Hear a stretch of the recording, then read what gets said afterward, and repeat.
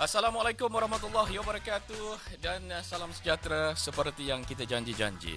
Anxiety menjadi topik yang akan kita bincangkan selepas ini. Bersama dengan tetamu jemputan saya, tak lain dan tak bukan Dr. Jeffrey Teh Faizal.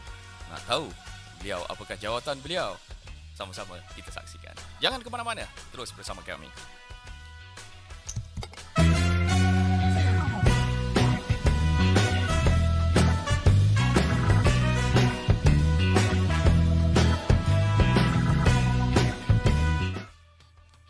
Terima kasih kepada anda seperti yang kita janji dan uar-uarkan daripada minggu lepas. Kita nak bercerita mengenai anxiety ataupun penyakit. Adakah anxiety ini satu penyakit? Adakah anxiety ini berbahaya? Adakah anxiety ini mengganggu gugat untuk kita melakukan sesuatu perkara? Kita akan bersama dengan seorang tetamu kita yang didatangkan khas daripada Malaysia Medical Association Melaka. Pengerusinya Dr. Jeffrey Teh bin Faizal. Assalamualaikum doktor. Waalaikumsalam warahmatullahi wabarakatuh. Orang Terima kasih dia atas jemputan ya. Terima kasih atas jemputan. Tapi sebelum kita nak pergi jauh lagi, saya nak tanya sikitlah mengenai Malaysia Medical Association ni.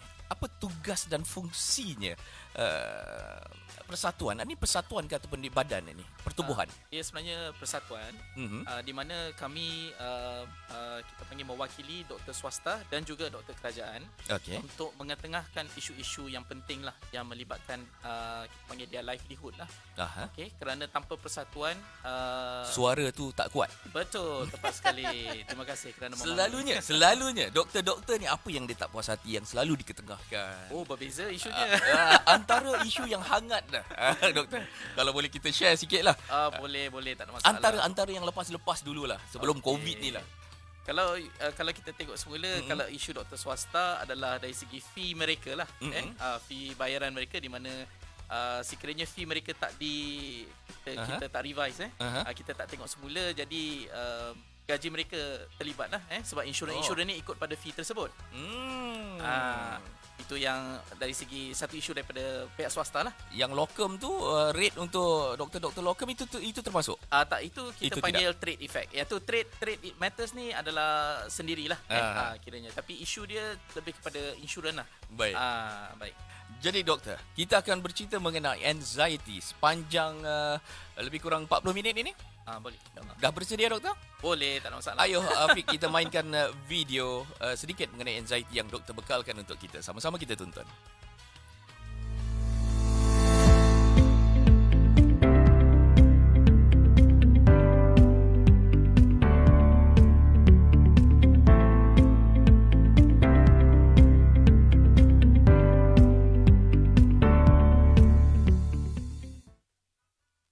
Okey, itu dia. Anxiety. Kalau kita nak terangkan kepada umum lah, orang kata dalam bahasa layman, jadi anxiety tu doktor boleh takrifkan dia sebagai apa tu? Okey, kita kena bezakan antara dua lah ya. Yang pertama adalah stres, nombor dua adalah anxiety. Okey. Kiranya beginilah. Kalau stres ni kita bayangkan macam dalam situasi di mana kita duduk peperiksaan untuk final exam contoh. Kita tengah stres. Betul. Tapi lepas habis je exam tu, kita rasa alhamdulillah, lega kan? Lega. Jadi stres tu sebenarnya adalah sistem ketahanan badan kita untuk membantu kita mengharungi cabaran tertentu. Dan itu normal. Itu normal bagi manusia biasa. Betul. Okey. Tetapi sekiranya perasaan stres tadi, kita lanjutkan dalam tempoh 6 bulan ke atas dan tak selesai-selesai, itu menjadi penyakit yang kita panggil sebagai anxiety. Nak mudahkan stres yang berlanjutan selama 6 bulan. Kiranya on and off lah, dia akan datang. Tak semestinya sepanjang, tapi dia akan kerap berlaku dalam tempoh waktu 6 bulan. Itu baru kita klasifikasikan sebagai stres. Sebagai anxiety. Sebagai anxiety, betul.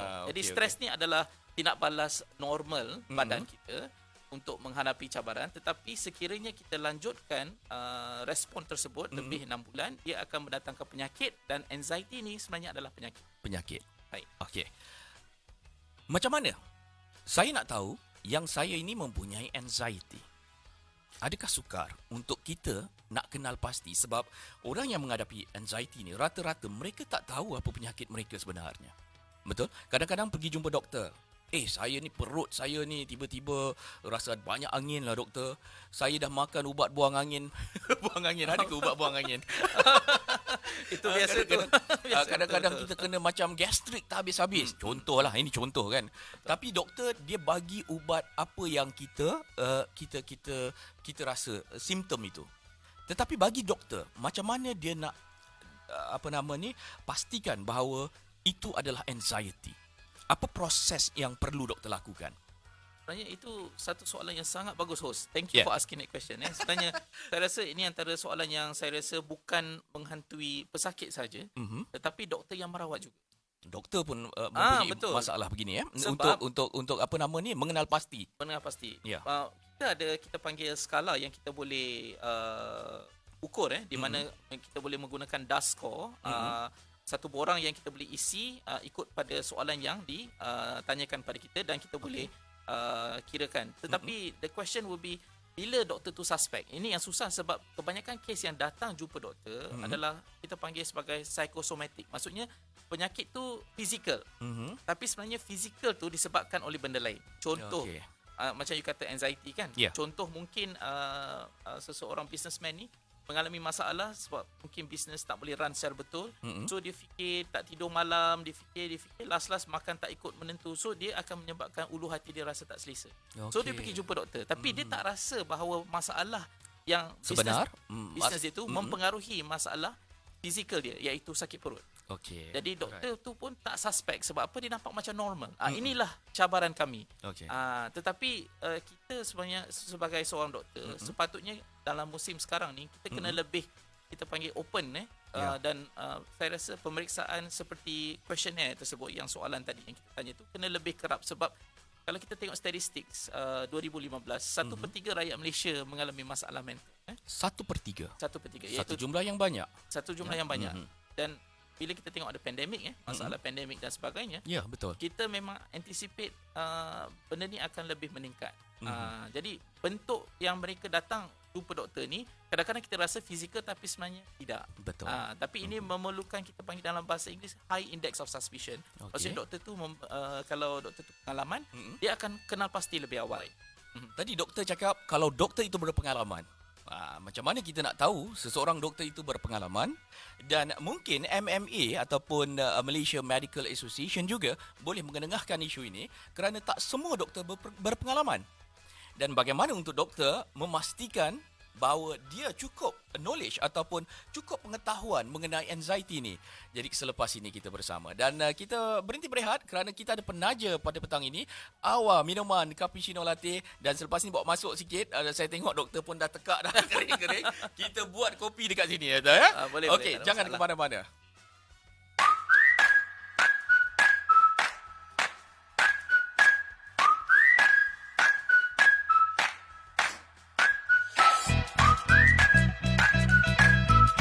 Wow.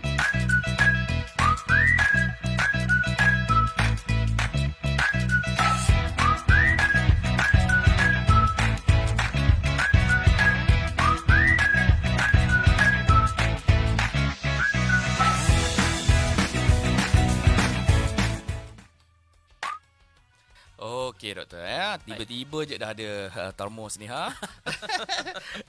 okey, Awa Coffee. Sebenarnya Awa Coffee ni bagus sebab dia ada chia seed, kemudian dia juga tidak menggunakan gula buatan kita panggil gula apa tu doktor yang biasa tu. So dia menggunakan brown sugar. Ya. Okey. Jadi kita buat kopi ni dulu, tapi sebelum tu doktor tadi bagaimana agaknya yang tadi saya nak tanya doktor tadi, bagaimana agaknya seseorang doktor itu harus dipastikan bahawa kerana 1/3 itu satu jumlah yang banyak, dan penyakit anxiety ni seolah-olah seperti normal. Seolah-olah seperti biasa. Dah orang kata dah jadi satu, orang kata penyakit yang bukan penyakit yang jarang-jarang, tapi penyakit yang dah boleh dikatakan ramai dah menghadapinya. Betul kan? Betul. Jadi macam mana seorang doktor itu harus dipastikan mempunyai pengetahuan mengenai anxiety ni? Jadi buat masa ni dari segi saya rasa bukan persatuan kami sahaja, Ya. tapi persatuan psikiatri di Malaysia juga telah terpanggil ambil inisiatif masing-masing Ya. untuk meningkatkan kesedaran di kalangan doktor swasta dan juga kerajaan. Jadi it's an ongoing process di mana kami juga ada didikan macam CME Continuous Medical Education yang dijalankan secara online di mana Untuk semua doktor. untuk semua doktor. Bukan pakar psikiatrik saja. Betul. Yang kiranya modul ini dibekalkan oleh pakar psikiatri itu sendiri. Okey. Dengan penggunaan teknologi moden sekarang ni kita boleh akses melalui handphone sahaja. So, Baik, lebih doktor. mudah. Kopi. Terima kasih. Sambil-sambil tu kita minum kopi. Terima kasih pada Awa Coffee ataupun Awa minuman cappuccino latte. Dia ada coklat dan sebagainya. Sekali Okey, host. Cuba doktor rasa macam mana rasa dia ya. Saya pun buat juga ni Okey, terima kasih pada Awa Coffee kerana menaja rancangan kita. 2 rancangan dia dah taja dan hari ini kita ada hadiah. Allahu Akbar. dah terbang pula dah. Okey, kita ada hadiah menarik iaitu anda boleh memiliki kopi ni bernilai RM42 tak silap saya. Hari ini kalau menjawab soalan dengan betul ya. Di hujung rancangan nanti. Okey doktor, kita berbalik kepada anxiety tadi ni mengenai adakah penyakit ini sebenarnya boleh disembuhkan? Kerana saya tengok kebanyakan pesakit-pesakit anxiety ini berpanjangan. Sekejap okey, sekejap tak okey, lepas tu sekejap okey balik, lepas tu tak okey balik. Kan? Adakah dia akan berlarutan ataupun dia boleh sembuh? Okey, jadi satu lagi yang sangat bagus untuk daripada host kita hari ini. Okey, terima kasih. Actually jawapan tu ya dan tidak. Ya dan tidak. Ya dan tidak. Maksud saya begini. Jawapan dia pun buatkan saya anxiety. Sebab punca anxiety ni berbeza ikut daripada case to case Ya, okey. Contoh ni kira pesakit saya sendiri yang saya tak bagi nama. Di mana isu pertama melibatkan isu antara kita panggil keluarga lah, senang cerita antara anak sulung. Ini bukan kajian Ini bukan kajian tapi pesakit Ini pesakit. Ya. Okey. Kiranya mereka ni satu keluarga yang ada sekolah tahfiz lah, senang cerita. Okey.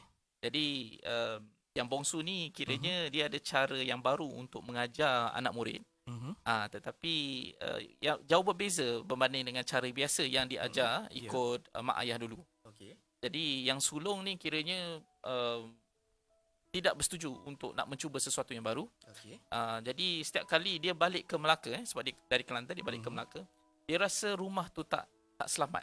Dia rasa bila balik je dia nak keluar. Jadi dia benda ni dah ongoing, dah dekat lebih setahun lah. Jadi sampai raya pun dia tak nak balik. Jadi disebabkan benda ni dah berlarutan, jadi bila jumpa dia, isu dia sebenarnya komunikasi.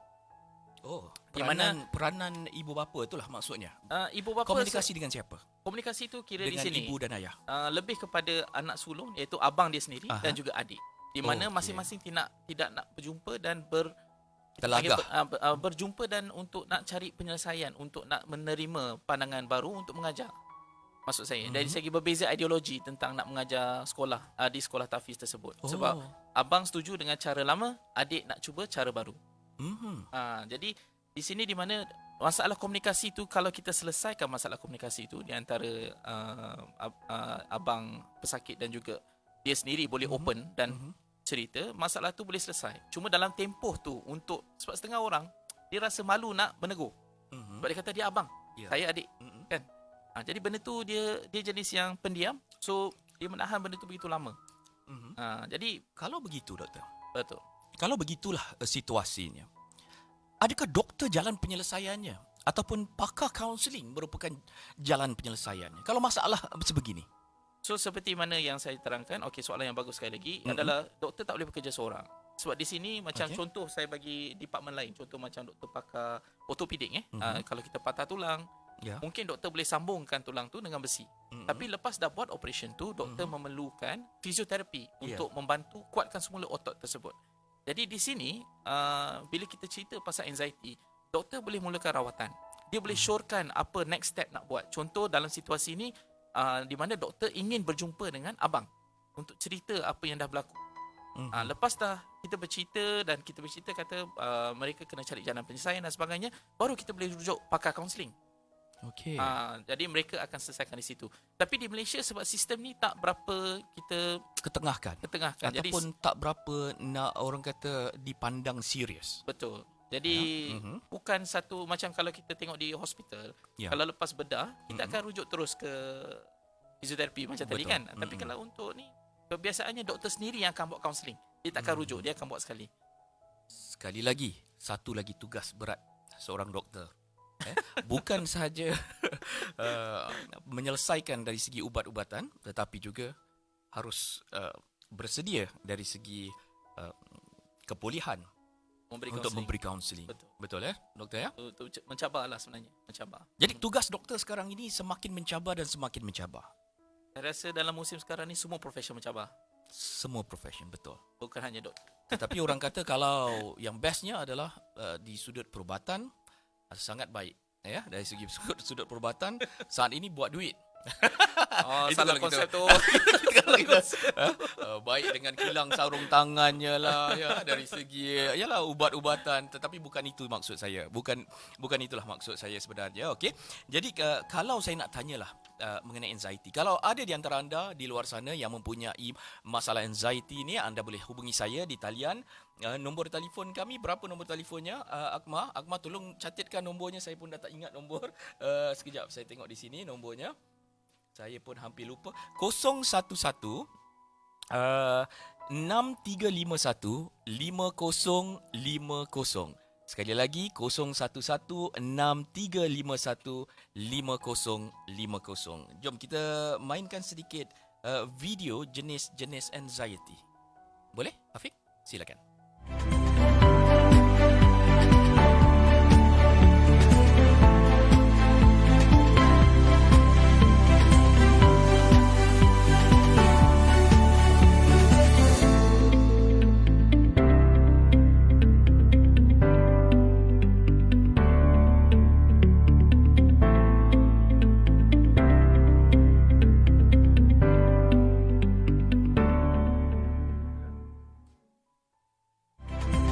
Baik, terima kasih kepada anda yang masih lagi terus bersama kami. Kita masih lagi bercerita mengenai anxiety. Jadi doktor, sebelum kita tanya soalan-soalan lagi, kita bersama dengan seorang namanya Sufi. Apa khabar Sufi? Baik, Alhamdulillah. Alhamdulillah, suara ceria. Alhamdulillah, baik. Jadi anda adalah orang kata seorang pesakit ataupun seorang yang dah pernah melalui orang kata pengalaman pahit mengenai anxiety ini, ataupun mungkin dah menjadi seorang yang dah kembali sembuh. Sofi, kalau kita nak kategorikan anda sebagai yang di kelas yang mana? Okey, Assalamualaikum. Waalaikumsalam warahmatullahi. Okey, saya share story saya dulu Baik. sejarah saya. Baik. Okey, saya anxiety ni saya rasa sebenarnya saya dah kenal dah lama sebenarnya. Mungkin seawal umur 20-an ataupun zaman sekolah lah. Tapi saya baru tahu saya ni mengidap anxiety pada 2 tahun lepas. Waktu tu saya kita kena macam mana dalam saya ni dulu kerja buat event tau. Bila buat event ni kita kerja dengan under pressure. So bila dalam under pressure ni ada satu masa tu saya rasa macam berdebar-debar, dia macam kena panic attack. So saya rasa macam risau, tak tentu arah. Saya rasa macam aku dah nak mati ke. Lepas tu ada simptom sakit jantung. Bila ada simptom sakit jantung ni, orang anxiety ni akan rasa, aku ada sakit jantung ke ni? Besok aku nak mati ke ni? So saya masa tu saya cuma diam je. Fikiran saya macam lagu lah, kerja juga. Tapi memang tak fokus lah. Kita kepala fikir benda lain apa semua. And then bila orang anxiety ni, dia suka cari kenapa aku jadi macam ni. So saya cari kenapa, saya cari dekat Google lah. Okey, apa penyakit-penyakit ni? Saya ada sakit perut, Saya ada rasa macam gastrik, saya rasa nak sedawa, sakit dada. Anda tak tahu yang itu anxiety mula-mula, Sophie? Saya tak tahu. Dan Saya dah tak pernah tahu. pergi jumpa Apa- doktor? Tak pernah. Oh, tak pernah. Okey. So saya tak pernah jumpa. So bila saya Google, saya Google punca penyakit ni apa benda, barulah saya tahu itu adalah anxiety. Bila saya tahu itu adalah anxiety, Ya. secara automatik benda tu terus hilang dengan perlahan-lahannya. Oh. Tapi Ya, saya ada terus buat hilang. rawatan susulan selepas itu? Lepas tu saya pergi jumpa doktor lah. Saya pergi jumpa doktor, saya cakap saya ada gini, sakit perut, gastrik, ada angin apa ni semua. Lepas tu dia kata, saya pun macam ada anxiety. Oh, dia kata patutlah awak macam ni sebab awak ada anxiety. Sebab anxiety ni ada mengait dengan perut, awak punya gas dalam asid dalam perut. Semua kacau lah. Lepas tu bila saya dah tahu, benda tu lama-lama hilang lah. Tapi benda ni datang balik bila saya dalam keadaan stres, dalam keadaan tertekan, macam ada batu ataupun ada satu benda yang baru berlaku pada diri saya. Contohnya, gigi saya sakit, bengkak. Tiba-tiba bangun pagi, apa pasal gigi aku sakit ni? Aku ada masalah apa ni pula ni? Kita automatik akan jadi macam tu. Kita akan terus fikir benda yang negatif. Ya. Lepas tu kita mulalah search kat Google. Kenapa gigi aku macam ni? Apa kaitan gigi macam ni? So, itu adalah orang anxiety sebenarnya. Dia suka mencari apa benda yang berlaku pada diri dia. Iya. Yang tu waktu anxiety tu akan datang. Jadi Sophie, So, setakat ini maksudnya anxiety tu masih berada dalam diri anda. masih Tetapi ada. oleh kerana anda sudah mempunyai pengetahuan, jadi mungkin anda sudah tidak panik seperti dulu-dulu. Adakah itu berlaku lagi? Panic attack itu masih berlaku ataupun dah kurang ataupun dah tak ada? Panic attack tu masih ada, tapi saya bukan yang panic attack yang jenis terus duduk berpeluh-peluh, takut, seorang ni takut, duduk dan diam. Saya tak macam tu. Saya cuma rasa macam gelisah, macam berdebar-debar. Baik. Macam hilang fokus lah. Ayuh kita tanyakan kepada Dr. Jeffrey. Masalah Sophie ni, doktor, kalau kita tengok dari segi perjalanannya tadi tu, beliau mengatakan beliau membuat research melalui Google. Sophie, betul ya? Ya, betul. Kalau katalah Sophie ni mungkin dia tak orang kata memberanikan diri untuk Google masalah penyakit dia dan sebagainya, mungkin dia juga tidak tahu yang dia ada anxiety. Jadi mungkin doktor boleh terangkan sedikit. Jadi ini antara yang saya rasa masyarakat perlu berhati-hati. Di mana kita sekarang ni hidup di zaman informasi, di mana informasi ni adalah free, percuma. Yang boleh menjadi kita panggil double edged sword. Maksudnya dia boleh juga menyelesaikan masalah atau sebaliknya. Okay? Sebab bila informasi tu banyak, tak semestinya apa yang kita baca tu adalah betul.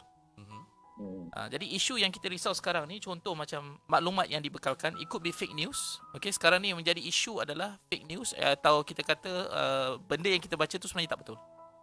Jadi sama ada soalan di sekarang, bila seseorang tu menjadi susah untuk kita panggil menyelesaikan masalah tersebut, kita mesti menerima rawatan untuk tempoh tertentu, baru kita akan sembuh. Istilah dia mudah saya bagi tahu, kebanyakan pesakit yang jumpa saya sekarang ni, mereka semua dah baca. Jadi isu macam saya bagi tahu mereka adalah, sekiranya kita bagi senario yang berbeza, di mana contoh kereta Sophie rosak, adakah first you akan Google dulu ke, cari mana masalah dia dulu ke, atau you akan call mekanik? Jawab, Fi. Bagaimana? Call mekanik lah. Dia macam ni, doktor. Dia dalam situasi yang biasa, normal, dalam perjalanan hidup adalah perkara biasa tu tak ada masalah. Saya faham Encik Sophie. Sebenarnya apa yang Encik Sophie cerita tu adalah kebanyakan yang datang jumpa saya juga sama. Di mana mereka mereka ingin tahu kenapa saya rasa begini.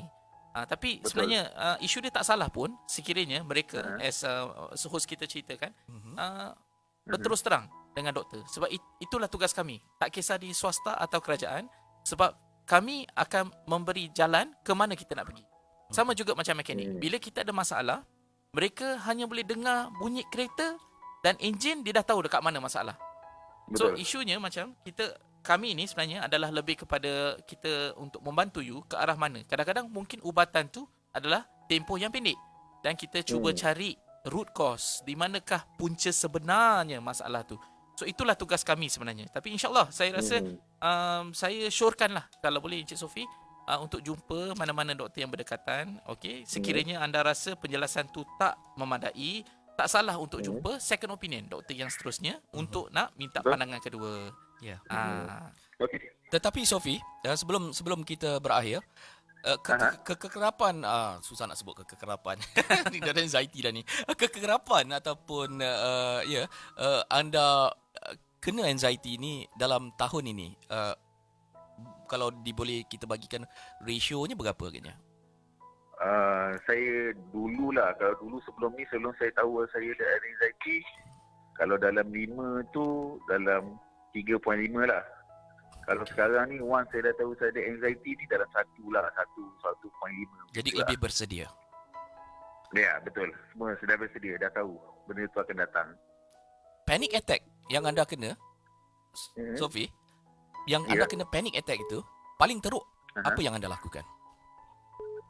Okey, saya pernah, bila saya kena, saya tarik nafas, tarik nafas panjang, tenangkan diri, relax, cool down. Dan beransur okey? Dia istighfar banyak. Lepas tu dah lama tu, lepas tu kita kena bergaul dengan orang. Kita anxiety ni kita boleh duduk seorang-seorang. Baik, sebenarnya faham. Kita kena share dengan kawan-kawan, kena aktif-aktif macam tu. Sebenarnya tu akan hilang lah. Baik, terima kasih Itu. Sophie. Terima kasih satu perkongsian yang baik. Alright. Jumpa lagi. Bang. Assalamualaikum. Anda yang lain boleh hubungi kami di talian sekali lagi nombornya 011, dah lupa dah nombor dia. Ini pun anxiety juga ni kira. 6351-5050. Penerbit dia tak tulis besar-besar kat sini. Jadi anda boleh telefon saya sekarang untuk kita sama-sama kongsi mengenai pengalaman anda, dan Dr. Jeffrey bersedia memberikan pendapatnya walaupun mungkin tidak sedetail yang anda hendak, tapi mungkin anda boleh dapatkan gambaran bagaimana untuk mencari jalan penyelesaiannya. Sekali lagi nombornya 011-6351-5050, dan anda juga boleh hantarkan soalan-soalan anda ke komen, bahagian komen ini untuk saya bacakan. Okey? Boleh penerbit cari soalan-soalan yang okey untuk kita tanyakan kepada doktor, yang mungkin kita boleh tanyakan doktor Boleh, tak ada masalah. Dan tadi ada satu panggilan, kita cuba telefon balik, mungkin dia terputus agaknya. Dia cuba menelefon kita, ada bunyi tut-tut tadi tu, kalau ada ya. Jadi doktor, anxiety ni. Hello. Assalamualaikum. Waalaikumsalam warahmatullahi wabarakatuh. Dengan siapa saya berbicara? Khairil Anwar. Cik Anwar daripada mana? Saya daripada Bertam Setia. Bertam Setia. Ya. Melaka ya Cik Anwar? Ya, saya dari Melaka. Okey Cik Anwar. Mungkin Cik Anwar telefon nombor telefon kami ni tadi adakah mengenai anxiety? Ya, betul. Baik, silakan. Soalannya kepada doktor ataupun mungkin anda nak share pengalaman bagaimana? Okey, saya share dulu. Saya kena anxiety ni activate pada diri saya lebih kurang dalam 2 tahun yang lepas. 2 tahun yang lepas, okey. Saya serangan yang saya terima ni, saya dapat ni, sama seperti serangan jantung. Maksudnya pada 2 tahun lepas, serangan yang pertama itu rasanya seperti serangan jantung. Sama, sangat-sangat sama. Saya admit, saya pergi ward kecemasan pun. Saya cakap saya sakit dada, terus buat ECG. Lepas tu, doktor yang attend saya langsung tak bagi saya bergerak. Okey. Pasal possibility untuk, katanya possibility untuk kena serangan kedua yang lebih bahaya lagi akan memudaratkan lah. Tapi masa tu doktor describe anda sebagai serangan jantung ataupun bagaimana? Serangan jantung. Okey, teruskan soalan. Okey, apa ni, saya kena duduk di kecemasan, unit kecemasan. Unit kecemasan dipindahkan ke DCU. Okey. Okey, Saya duduk sama saya tak boleh bergerak, kena buang air besar kat katil, kena buang air kecil semua dekat katil. Dan saya pun rasa macam dah tak lama lah. Macam dah lemah, down apa semua. Dan sakit tu masih ada. Ya. Sehingga 2 hari selepas itu saya buat angiogram. Wow. Totally saya tak sakit apa. Jantung saya baik. Okey. Bagi sebagai seorang doktor lah, pengamal pengamal perubatan. Jadi doktor, adakah proses ini sebenarnya betul, doktor? Kalau masuk di hospital, kemudian terus di angiogram, terus membuat angiogram sebegitu, adakah tak ada ke proses lain yang kita tapis dulu sebelum nak buat angiogram tu? Okay. Kalau kita ikut dari buku ke buku lah cara yang betul ini yang saya diajar di Hospital USM Kubang Kriana. Mereka yang datang dengan seperti macam Encik Anwar kongsi dengan kita, di mana dirasa macam serangan jantung. Pertama betul kita buat ECG itu yang pertama. Kedua, kita akan repeat sekali lagi untuk tengok betul ke tak bacaan tersebut Kadang-kadang mungkin disebabkan seperti begini, panic attack, panic disorder boleh menyebabkan seseorang tu rasa macam dia ada serangan jantung. Tetapi dari bacaan ECG memerlukan tu sebab biasanya ECG ni memerlukan juga pengalaman untuk membaca. Kadang-kadang kesilapan boleh berlaku sekiranya mungkin doktor macam saya kata sekali lagi, pengalaman mungkin tak belum jadi mungkin interpretasi tu boleh jadi salah. Jadi itu biasanya saya syorkan, biasanya kalau apa pun situasi, kalau kita tak pasti lepas kita dah sihat, lepas contoh macam tadi cerita, the next step is stress test. Stress test atau maksudnya kita berlari dan juga ada macam ECG lah kita tengok sama ada bila kita tengah bersenam aktiviti, nampak tak perubahan pada jantung tersebut. Stress test tu sekiranya positif baru kita buat angiogram sepatutnya. Cik Anwar, saya nak tanya, Cik Anwar di hospital swasta ataupun kerajaan masa ketika itu? Hospital swasta. So itu yang membezakan lah Selepas daripada angiogram tu, saya masih kena attack berulang-ulang kali sampai dalam 1 bulan 9 kali saya pergi ke hospital. Betul. Sebab saya merasakan serangan tu. Okey. Lepas tu baru dibuat stress test. Maafkan saya sihat. Maafkan saya kalau saya menyampuk Cik Anwar. Okey, kalau dah 9 kali beliau mengalami hal sebegini, tidakkah seorang doktor itu sudah boleh mengagak bahawa ini adalah kesan-kesan ataupun simptom seseorang itu menghadapi anxiety? Okey, itu sebab saya nyatakan bahawa dia ikut pada doktor ke doktor lah yang melihat kes ni. Itu sebab sekarang ni ada setengah kadang-kadang kita tak fikir bahawa risiko anxiety tu ada yang boleh menyebabkan panic attack. Disebabkan kita Malaysia ni mengarah ke we say developed nation. Kalau kita tengok developed nation ni biasanya akan ada banyak kes yang sebegini dan ada stress level sangat tinggi dan kesedaran ramai pengamal perubatan kadang-kadang macam saya kata awareness tu needs to still be improved dari segi konsep ni. Sebab seperti Encik Anwar share dengan kami, which is a very important point. Terima kasih Encik Anwar kerana berkongsi. Saya sendiri pun ada pesakit seorang juga yang datang dalam 3 minggu yang lepas, sama juga kesnya, di mana pada waktu tersebut dia datang tercungap-cungap, kata macam susah nak bernafas, tapi kita check, kita buat ECG, semuanya normal. Tapi dia berkeras hati untuk nak ke hospital juga.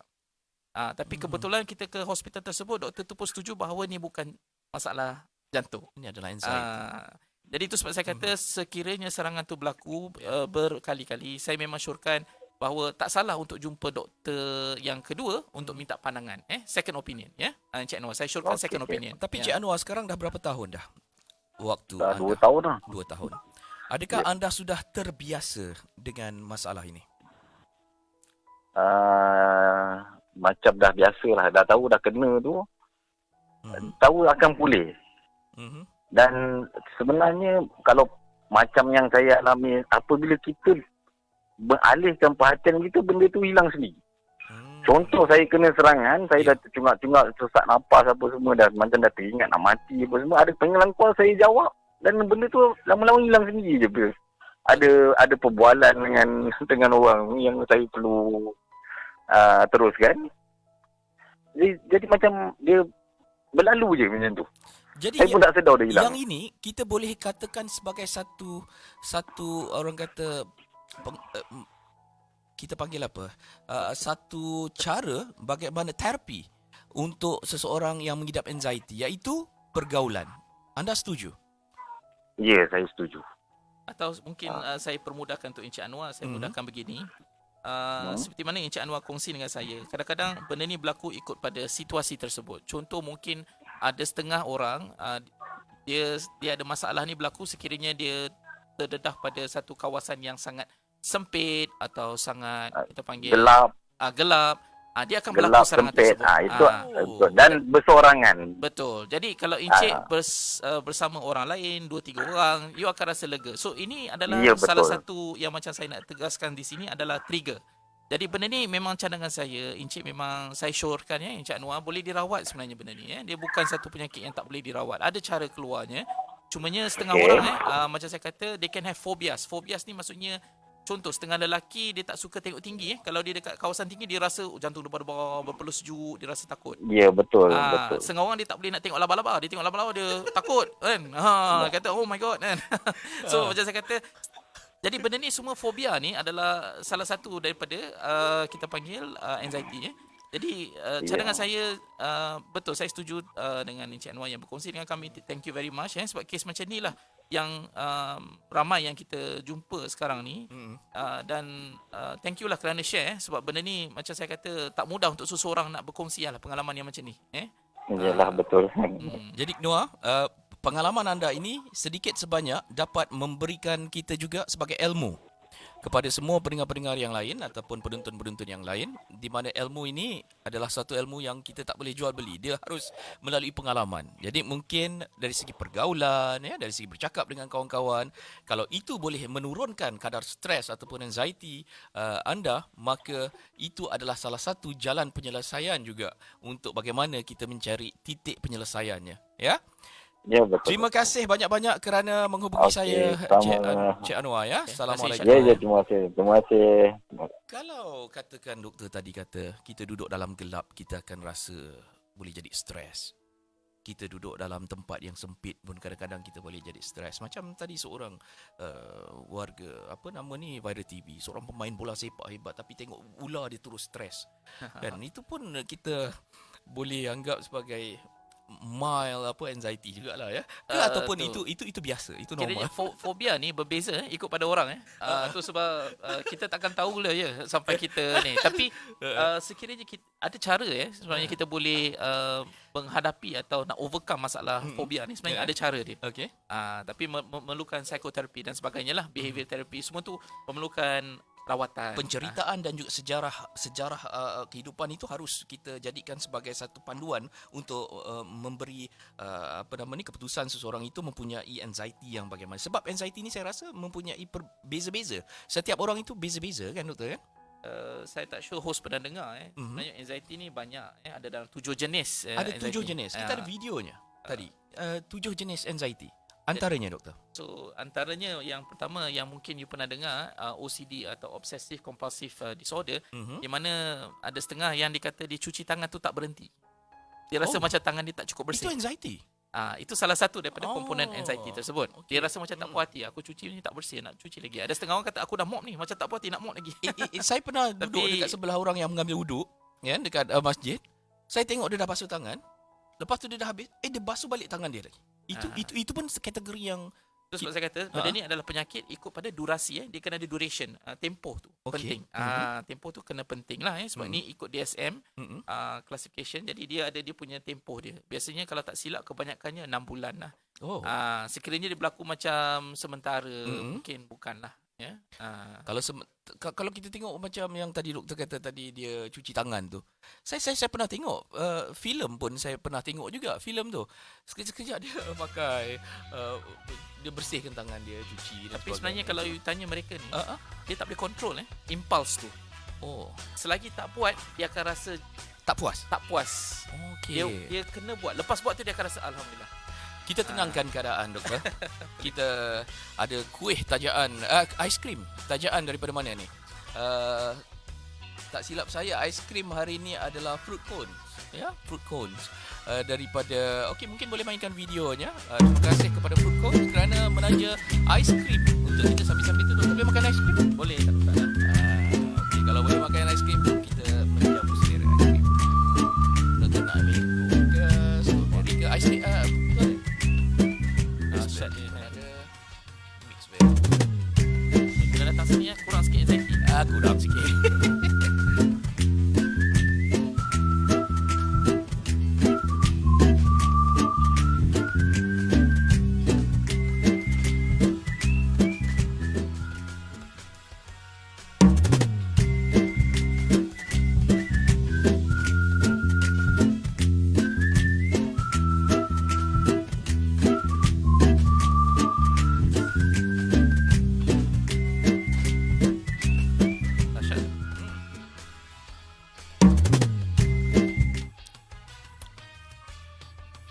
Ni aiskrim mahal ni. Itulah. Kalau kita pergi dekat dekat mana dia? Dekat saya pun dah lama tak shopping ni. Dah lupa nama dah sejak PKP ni. Pavilion di bahagian ground floor dia ada yang dia jual aiskrim ni kan. So aiskrim ni kita panggil aiskrim macam mana ni? Dia Ni. ni. Dan fruit cones ni doktor dekat Taman Tasik Utama saja dekat Air Keroh ni. Oh, Okey, boleh order melalui Foodpanda, set combo dan ada diskaun 5%. Dia buat COD juga, area Air Keroh, Melaka ya. nice. Jadi Facebook page dia adalah fruit.cones ya. Betul ya? Fruit.cones. Jom kita tengok dah. Okey ke? Doktor rasa macam mana? Ya, memang sedap sangatlah. Terima kasih penaja. Boleh macam doktor cakap tadi, boleh hilang anxiety kalau selalu datang Viral TV ni. Memang very nice lah. Thank you pada ni sponsor. Baik. Okey, kita bercerita lagi mengenai anxiety ni. Soalan saya seterusnya kepada doktor. Dari segi ubat-ubatan untuk merawat anxiety ni, bagaimana? Boleh doktor terangkan? Adakah memerlukan perubatan untuk seseorang dalam keadaan stresnya yang membuat-buat ya, dalam masalahnya yang bertimpa-timpa dia rasa dan sebagainya, rasa yang nak bunuh diri, panic attack dan sebagainya. Apa teknik perubatan yang biasa doktor amalkan ataupun mungkin pihak perubatan suggestkan? Okey, mungkin untuk informasi panggil Facebook viewers dan juga rakyat Malaysia. Pertama kita kena faham bahawa rawatan di swasta dan juga kerajaan berbeza ya. Dari Kenapa segi berbeza tu? berbeza dari segi ubatan apa yang kita boleh bekalkan kerana di swasta kita tak ada limitasi. Maksudnya kita boleh bekalkan bergantung pada kemampuan pesakit. Okey. Okay, dan biasanya yang menjadi isu di swasta adalah dari segi insurance coverage. Sedih nak nyatakan bahawa kebanyakan penyakit disebabkan oleh anxiety ni tidak di cover insurance ya. Oh. Okay. Kecuali kalau penyakit tersebut contoh mereka mengalami serangan jantung. Disebabkan serangan jantung dia dapat anxiety atau depression, Tidak. boleh di cover selama 3 bulan sahaja. Oh. Ini benda yang saya rasa ramai yang tidak tahu, Tak tahu. ya. So kebanyakan kes kalau kita lihat ya yang datang ke swasta kebanyakannya adalah self pay. Maksudnya dia bayar sendirilah kebanyakannya. Jadi rawatan tu memang kebanyakannya adalah ubat import lah. Di kerajaan kami ikut standard operating procedure lah, SOP untuk rawatan jadi dia ada step 1, step 2, tengok pada situasi dan durasi itu bergantung pada simptom jadi di hospital kerajaan dia lebih fix sebab untuk nak senang untuk nak doktor-doktor baru nak ikut kecuali kalau doktor pakar tu sendiri yang tengok di mana kes ni mungkin sedikit payah jadi rawatan tu lebih lain sikit lah bandingkan pesakit lain. Ini untuk mudahkan discussion kita lah. Baik. Dari segi perubatan yang ubat-ubatan yang nak disediakan, adakah ubat-ubatan anxiety ni memang jenis dalam keluarga yang sama ataupun kategori yang sama ataupun berbeza-beza? Dia ada banyak kategori lah ya. Kalau kita cerita dari segi rawatan dia bukan hanya ubat sahaja sebenarnya. Kalau kategorinya banyak dia ada SSRI, dia ada benzodiazepines dia ada banyak Cuma yang saya nak ketengahkan adalah seperti mana yang saya terangkan tadi tentang doktor tulang dia memerlukan fisioterapis kan untuk membantu. Jadi rawatan untuk anxiety ni juga tidak hanya melibatkan ubat tapi ada juga counselling, ada support juga lah, ya? ada support, ada physiotherapy, ada behavior therapy, tengok pada situasi tersebut lah. Ya. Contoh macam tadi saya kata yang cuci tangan tu kan tak puas hati kan. Rawatan dia tak boleh hanya ubat sahaja. So dia ada benda lain jugalah. Okey, dan sebelum kita pergi kepada satu cerita, kerana ramai yang kata anxiety ini disebabkan oleh genetik. Jadi sebelum kita pergi pada sebuah cerita yang sangat menarik daripada doktor, selepas ini, tengok lidah pun dah keluar. Makan aiskrim sejuk sangat kita ni. Kita terima lagi satu tajaan makanan daripada mana ni tadi ni, daripada kuih Umi. Mungkin kalau Umi boleh masuk sikit ke dalam ini cerita boleh. Kita ajak Umi join sekali. Tapi sebelum tu kita mainkan sedikit video Umi.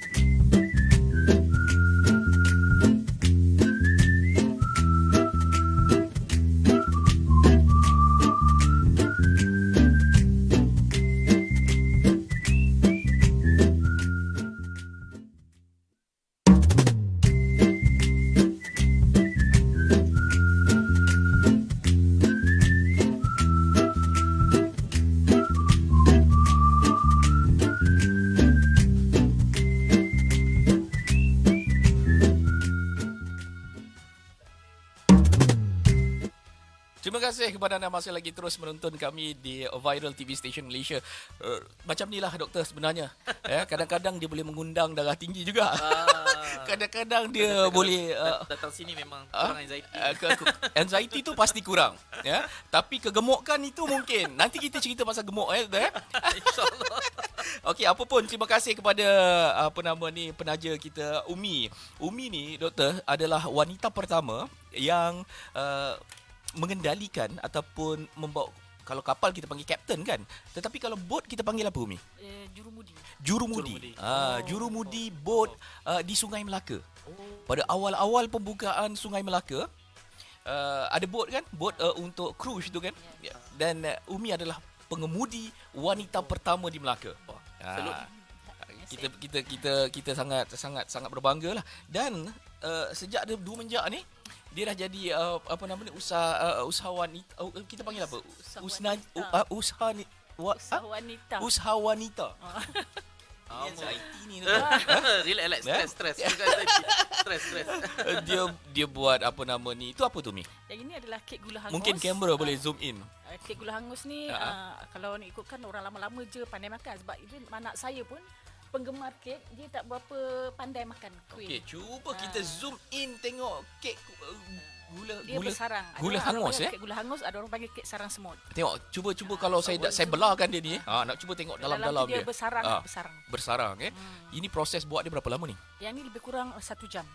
Lama sebab bila ada orang order, saya terus buat. Okey. Jadi lepas ni kan doktor, habis rancangan ni kita dapat macam selera. Dan ini pula kita panggil macam karipap. Tapi dalam dia sayur. So kita panggil epok-epok sayur. Epok-epok sayur. Epok-epok sayur. Epok-epok sayur ni jom kita tengok dalam dia ya. Tangan saya dah bersih ni.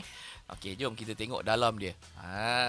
Dia dalam tu. Jadi ini dijual berapa ringgit ni? Yang ini kita 10 pieces RM7. RM7 10. Maksudnya dah siap goreng.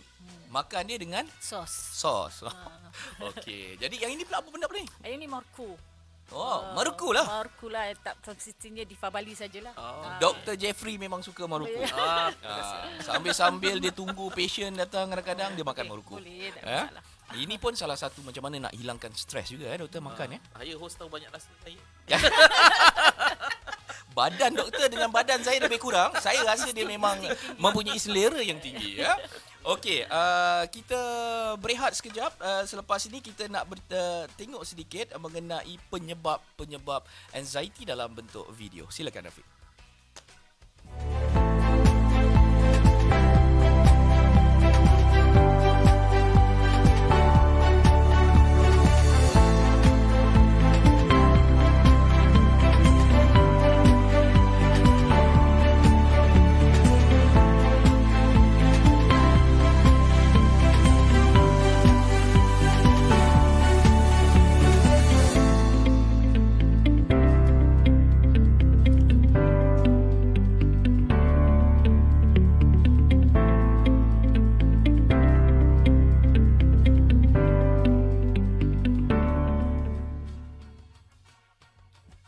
Kurang keyakinan diri juga merupakan salah satu sebab anxiety.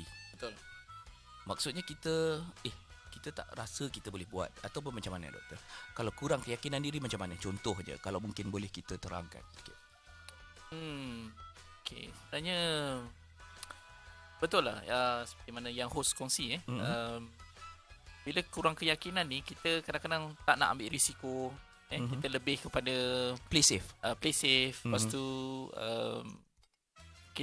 kita tahu bahawa benda tu salah, kita ikut saja sebab kita tak nak confrontation, kita tak nak konflik.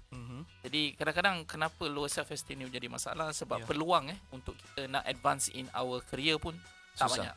Tak boleh dikembangkan So bila kita tak rasa kita gerak ke mana-mana, kadang-kadang kita boleh rasa tertekan pada situasi tersebut sebab kawan kita dah ke depan, kita pula ni kan. Tapi selain daripada itu, macam saya kata lah, low self esteem ni tak semestinya is due to work environment tapi boleh disebabkan oleh kadang-kadang situation upbringing maksudnya daripada family sendiri, background family dan sebagainya yang boleh mempengaruhi kita panggil self esteem dalam bahasa Melayu kita panggil sebagai keyakinan. Boleh. Okey, bila sebut tadi background keluarga, doktor sebut tadi background keluarga. Doktor ada satu pengalaman yang ramai mengatakan anxiety ini adalah penyakit keturunan. Jadi mungkin doktor pendapat doktor bercanggah hasil daripada kajian yang dilakukan ataupun kajian yang doktor pernah baca dan sebagainya. Mungkin doktor boleh terangkan mengenai kembar tersebut. Okey, baik. Jadi di sini dari segi isu genetik ni memang betul lah ada kita panggil dalam bahasa kita panggil genetic predisposition. Maksudnya sekiranya contoh macam keluarga yang tadi saya kata yang twin tadi tu di mana ibu mereka mengalami masalah sama juga kita panggil mental disorder. Dia ada anak kembar, seorang duduk bersama keluarga foster parents atau anak angkat yang berjaya lah di mana situasi dia penuh dengan sayang menyayangi, and then there's a lot of love, and then agama, banyak peluang dibekalkan pada budak tu untuk maju ke hadapan yang adik dia duduk bersama keluarga ibu tu sendiri dan juga ayah kandung sendiri.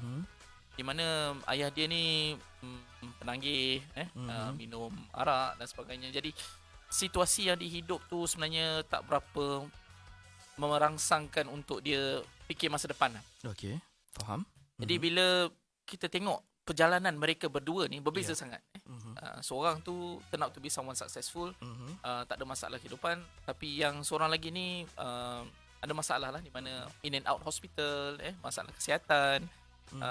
Jadi di situ kita tengok bukan genetik ni salah satu tapi kalau kita tengok dia jadi masalah sekiranya persekitaran atau environment tu tak sesuai untuk kita panggil menghalang daripada benda tu berlaku. Jadi itu sebab saya kata persekitaran tu sebenarnya is actually very important. Jadi kepada anda semua, pastikan seperti apa yang doktor katakan. Saya percaya ramai yang menonton ini juga dari grup Anxiety Malaysia. Terima kasih kerana menonton.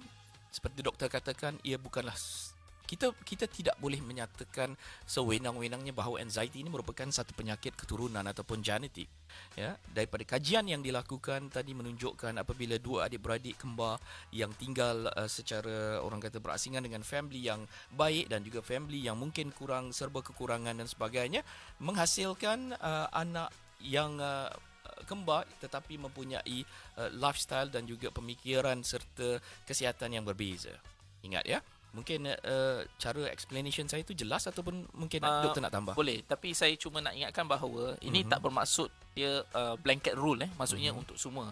Saya tak bermaksud bahawa mereka yang dalam keluarga yang kurang kemampuan ni tak boleh nak come out Betul. tak boleh nak keluar jadi successful sebenarnya ada saya jumpa setengah keluarga daripada Kampung Medan, tak sure ada lagi Kampung Medan Di Kuala Lumpur, PJ. Kampung Medan beliau adalah mentor saya lah dan di mana dia daripada keluarga yang saya rasa agak daif lah Daif. tapi ayah dia dan juga mak dia mereka ni jenis yang memang walaupun tak pandai membaca, tak pandai menulis, tapi dia bagi tahu dia mementingkan pendidikan, education. Jadi anak dia sekarang ni berjaya sampai ke Jepun, jadi kita panggil pengurus bank terbesar di Jepun. Wow. Balik ke Malaysia membawa Epson company Epson untuk melabur di Malaysia. Wow. So cuba Satu bayangkan, sumbangan yang hebat bukan satu saja sumbangan untuk hebat, keluarga tapi untuk untuk negara. So tu sebab saya nak nyatakan bahawa kajian tu adalah untuk family ni, tak bermaksud dia untuk semua Ini untuk situasi tersebut sebagai kita panggil kajian kami Tapi situasi kita di Malaysia mungkin berbeza. Tapi ini sebagai perbincangan lah Betul. Baik.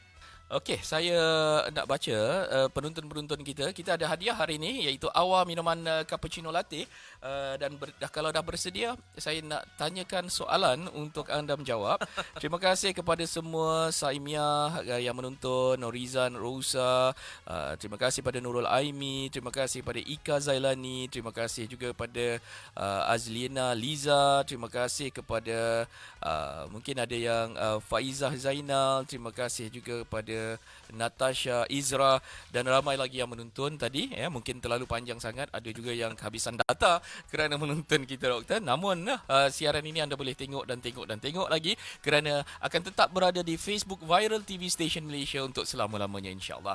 Okey, satu lagi makanan ataupun yang terakhir sebelum kita berpisah doktor, dan mungkinlah doktor boleh bagi sedikit nasihat kepada mereka yang mungkin baru-baru nak kena anxiety ni ataupun mungkin dah ada simptom anxiety ni. Mungkin doktor boleh bagi nasihat. Ada ke jagung tadi? Siapa kata ada jagung?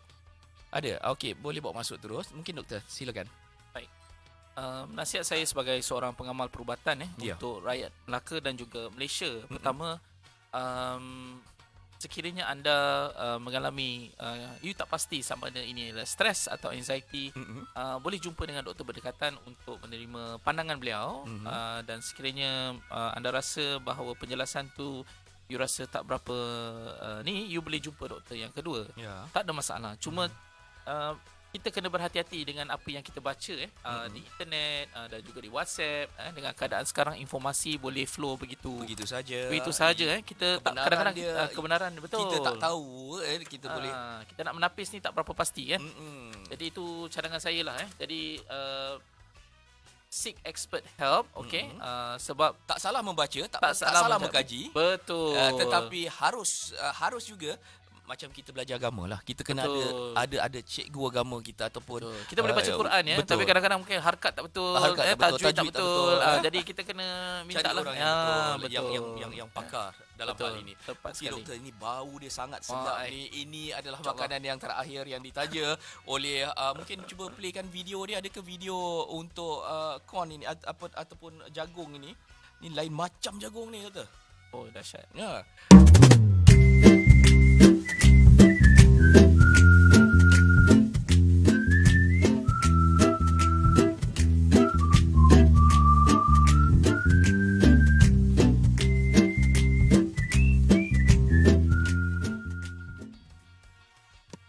Okey, ini dia. Siapa penaja kita, Cik Liana? Saya tak nampak dekat sini. Penaja dia, jagung bakar. Banyak sangat penaja makanan ni. Kalau doktor stres-stres kat klinik, saya datang sini. Datang sini, kita sembang-sembang, makan memang tersedia. Terima kasih pada jagung bakar. Ada 4 flavor yang boleh order secara online. Dia ada cornflake, ni yang ada cornflake, ada corn cheese, ada cheese. Saya yang ini ada cheese. Mungkin Acap cuba boleh tengok ni, sangat-sangat menarik. Siapa boleh bantu saya? Ini saya nak bagi pada Dr. Jeffrey. Ni, ada cheese. Okey, kemudian yang ini ada flake. Saya akan pegangkan. Doktor pegangkan. Boleh. Okey. Ini ada konflik jap. Bau dia pun doktor. Allah, Asyad. sedapnya bau dia. Saya tak sangka ini kreativiti orang kita sekarang, doktor. Terancam Zaman PKP menyaksikan bahawa Kreativiti, orang ya? kita ni sangat kreatif dalam mengurus takbir makanan. Ini apa tadi ni? Mexican corn kan ataupun ini konja lah. Lepas tu yang ini saya rasa Mexican lah ni, tak tahu apa benda ni tapi dia ada pedas-pedas sikit ni, ada chili flake kat sini ni. Dan yang ini dia konja tak silap saya. Ini ada coklat sikit. Oh alamak. Dahsyat. Terima kasih kepada anda semua yang menonton. Ni doktor pun boleh makan juga ni. Ya. Terima kasih. Terima kasih doktor kerana sudi datang. Sama-sama. Dr. Jeffrey Teh, seorang yang bukan sahaja pengamal perubatan, beliau juga melaksanakan tugas sebagai pengerusi Malaysia Medical Association Melaka. Oh, dia ada satu Malaysia doktor? Kita ada untuk buat masa ni saya cawangan Melaka, tapi untuk cawangan we say state lah kita ada komiti lain lah. Komiti lain. Berapa ramai ahli dalam MMA ni? Buat masa ni dalam hampir 3 dekat berpuluh ribu jugalah, dalam 20 lebih ke 30. Ya, Jadi banyak program sebenarnya kita boleh buat bersama dengan MMA. Ya, Kita boleh bekerja sama insyaAllah. selepas ini. InsyaAllah. Kita pun ada talk show set talk show set di bawah. Saya tak boleh tengok makanan ni doktor. Sabar. Saya bila tengok makanan depan saya Letak. hilang dia punya konsentrasi tu hilang ya.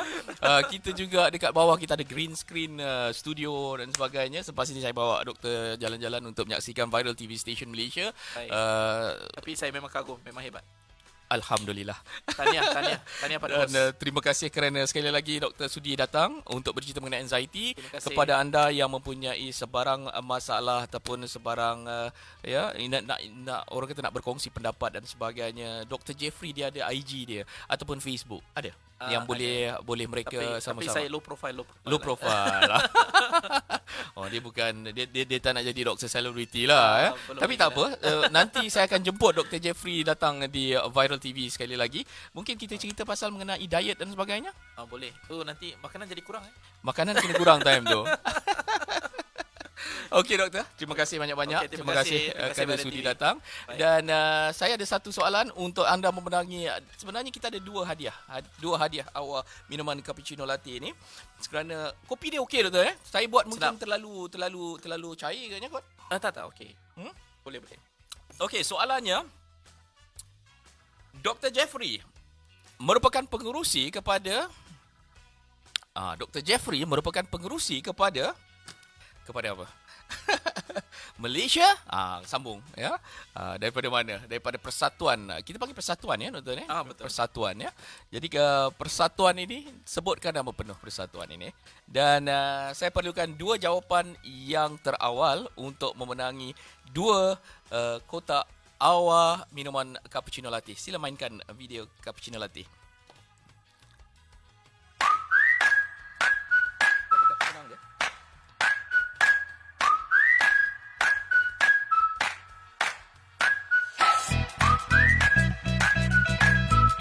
Wow.